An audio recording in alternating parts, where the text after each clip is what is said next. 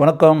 Cine மினிமினி Karunakaran இப்போ படங்கள் நடிச்சிருக்கக்கூடிய ஒரு அருமையான நடிகரில் எனக்கு கருணாகரனை ரொம்ப பிடிக்கும். உதாரணத்துக்கு சூதுகவும் திரைப்படம் பார்க்கும்போது அவருடைய நடிப்பை பற்றி இவ்வளோ கேஷுவலாக அப்படிலாம் அதில் தலையை ஆட்டிக்கிட்டு அப்படிலாம் ஒரு இதில் ஒரு வருவார்ல.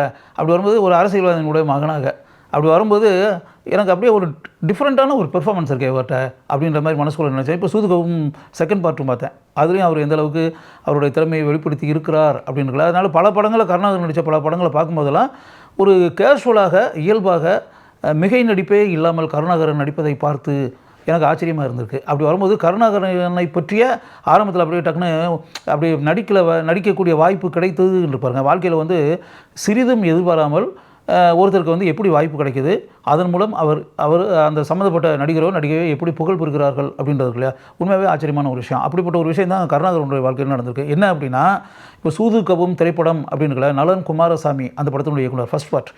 நலன் குமாரசாமி கருணாகரனுக்கு நண்பர் அப்படி வச்சுங்களேன்.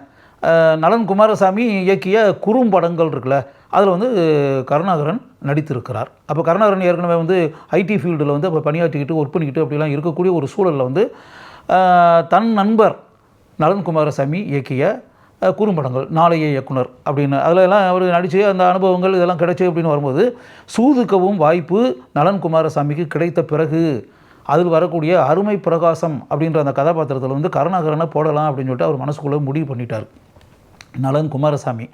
ஆனால் அந்த படத்தினுடைய தயாரிப்பாளர் சிவி குமார் இருக்கார்ல, அவர் ஆக்சுவலாக அந்த கதாபாத்திரத்துக்கு அவர் மனசுக்குள்ளே நினச்சிக்கிட்டு இருந்தது சிலம்பரசனை அந்த கதாபாத்திரத்துக்கு போடலாம் அப்படின்ற மாதிரி சிவி குமார் மனசுக்குள்ளே நினச்சிக்கிட்டு இருக்காரு. அப்போ நலன் குமாரசாமிகிட்டையும் அதை சொல்கிறாரு. அது நடக்குமா நடக்காதுன்றது அடுத்த மேட்ரு. இருந்தாலும் மனசுக்குள்ளே இருக்கக்கூடிய எண்ணத்தை வெளிப்படுத்துறதுல தப்பு கிடையாதுல்ல. சிவி குமார் தன் மனசுக்குள்ளே இருக்கக்கூடிய அந்த எண்ணத்தை வெளிப்படுத்துகிறார் அப்படின்னு. அப்போ நலன் குமாரசாமி சொல்கிறாரு, இதில் கருணாகரன் சொல்லிட்டு என் நண்பர் ஒருத்தர் இருக்கார், என்னுடைய ஷார்ட் ஃபிலிம்ஸ் எல்லாம் பண்ணியிருக்காரு, நல்ல நடிகர், அவரை இதுக்கு நம்ம போடலாம் அப்படின்ற மாதிரி அவர் சொல்லிக்கிட்டு இருக்காரு. இது விஷயமாக சிவி குமார் யோசித்துக்கிட்டு இருக்காரு. அப்படிங்க இப்படி இருக்கக்கூடிய ஒரு சூழலில் தான் எப்படியாவது அதில் நடிக்கணும். நலன் குமாரசாமி தன்னுடைய தன் நண்பர் இயக்கக்கூடிய திரைப்படத்தில் உள்ளே நுழைஞ்சால் தான் நம்ம அடுத்து பின்னாடி பாப்புலர் ஃபிகர் ஆக முடியும். அப்படிங்கும்போது கார்த்திக் சுப்புராஜ் இதே மாதிரி நலன் குமாரசாமியே கார்த்திக் சுப்புராஜும் அவருக்கு நல்ல பழக்கம் கருணாகரனுக்கு. ஏற்கனவே கார்த்திக் சுப்புராஜ் பண்ண ஷார்ட் ஃபிலிம்ஸ் எல்லாம் அவர் ஆக்ட் பண்ணியிருக்காரு.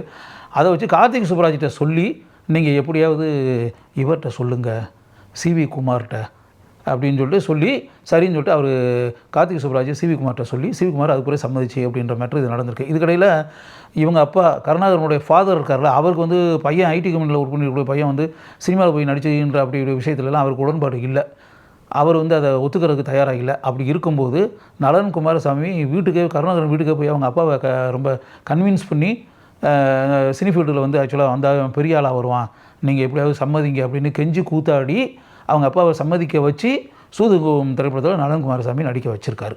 அப்படி அதாவது ஒரு நடிகர் உருவாகிறதுக்கு பின்னாடி எப்படிப்பட்ட சம்பவங்கள்லாம் இருக்குது பாருங்கள் அப்படின்னு சொல்லிட்டு சரி இது வந்தாச்சு, நடித்தாச்சு, அருமை பிரகாசமாக நடித்த பிறகு என்ன ஆயிடுச்சுன்னா, அவருக்கு ஷூட்டிங் நடந்துகிட்டு இருக்கும்போது அவருக்கு சூதுகவும் படப்பிடிப்பு நடந்துட்டு இருக்கும்போது காலில் அடிபட்டுருச்சு. இது ஒன்று. இதுக்கு முன்னாடி ஏற்கனவே பிசா படம் ஷூட் பண்ணும்போதே துரசாமி ரோட்டில் ஒரு ஃபைட் எதுவும் எடுத்துகிட்டு இருக்காங்க. அதில் ஏற்கனவே காலில் அடிபட்டுருக்கு. அதே இடத்துல தான் இப்போ சூதுகவும் படப்பிடிப்பு நடக்கும்போது அடி. அப்படி வந்த பிறகு காசு பணம் அந்த பாட்டு இருக்கு இல்லையா, மணி அந்த பாட்டை எடுக்குது அப்படின்னு வரும்போது மனசுக்குள்ளே சிவி குமார் தயாரிப்பாளர் மனசுக்குள்ளே பிளான் பண்ணியிருந்தது என்னென்னா, அதை ஆக்சுவலாக அப்படியே ஆந்திரா கர்நாடகா இந்த மாதிரி பல இடங்கள்லையும் வச்சு அந்த பாடல் காட்சியை படமாக்கலான்ற மாதிரி மனசுக்குள்ளே நினச்சிக்கிட்டு இருந்திருக்காரு. அது கருணாகரனை கூப்பிட்டு போய் அந்த இடங்களுக்கெல்லாம் கூப்பிட்டு போய் படப்பிடிப்பு நடத்தி அப்படின்ற மாதிரி சிவி குமார் மனசுக்குள்ளே நினச்சிக்கிட்டு இருந்திருக்காரு.